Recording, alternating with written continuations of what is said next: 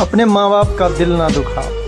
शादी के सुहाग सेज पर बैठी एक स्त्री का पति जब भोजन का थाली लेकर अंदर आया तो पूरा रूम भोजन की खुशबू से भर गया। उस स्त्री ने अपने पति से निवेदन किया कि माँ जी को भी बुलाइए, तब हम तीनों एक साथ मिलकर बैठकर भोजन करेंगे। तो पति ने कहा, छोड़ो उन्हें, वो खाकर सो गई है, आओ हम तुम साथ में भोजन करते हैं। उस स्त्री ने अपने पति से कहा, नहीं, मैंने उन्हें खाते हुए नहीं देखा।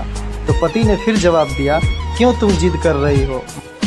माँ शादी के कामों से थक कर सो गई होगी, नींद टूटेगी तो वो खुद भोजन कर लेगी। तुम आओ, हम प्यार से खाना खाते हैं। उस स्त्री की बात पति ने नहीं माना तो स्त्री ने तलाक लेने का फैसला कर लिया और तलाक लेकर उसने दूसरी शादी कर लिया। और इधर उसके पति ने भी दूसरी शादी कर लिया। दोनों अलग अलग अपना घर बसाकर खुशी खुशी रहने लगा।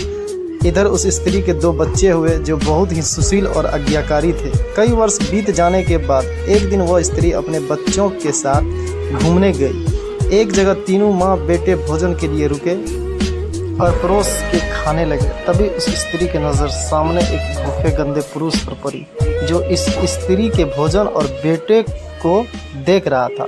तब इस स्त्री को उस पर दया आ गया और बेटा से बोली, जाओ पहले उस गंदे पुरुष को नहलाओ और नया वस्त्र दो, फिर हम सब साथ में मिलकर खाएंगे। बेटा जब उस गंदे पुरुष को नहलाया और नया वस्त्र पहनाकर माँ के सामने लाया तो वह स्त्री दंग रह गई।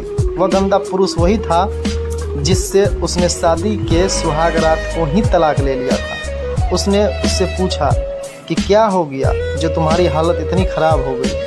तो उसने नज़र झुकाकर कहा कि सब कुछ होते हुए भी मेरे बच्चे मुझे भोजन नहीं देते और मुझे मारकर घर से बाहर निकाल दिया। उस स्त्री ने उस पुरुष से कहा कि इस बात का तो अंदाज़ा मुझे तुम्हारे सुहाग रात को ही लग गया था जब तुमने अपनी बूढ़ी माँ को भोजन कराने के बजाय उसे उस स्वादिष्ट भोजन की थाली लेकर मेरे कमरे में आ गए और मेरे बार बार मना करने के बावजूद भी आपने अपनी माँ का तिरस्कार किया और आप उसी का फल भोग रहे हैं। माता पिता के साथ सलूक एक ऐसी कहानी है जिसे लिखते तो तुम हो लेकिन तुम्हारी संतान तुम्हें पढ़कर सुनाती है। जैसा व्यवहार हम अपने माँ बाप के साथ करेंगे, ठीक इसी प्रकार हमारे बच्चे भी हमारे साथ करेंगे।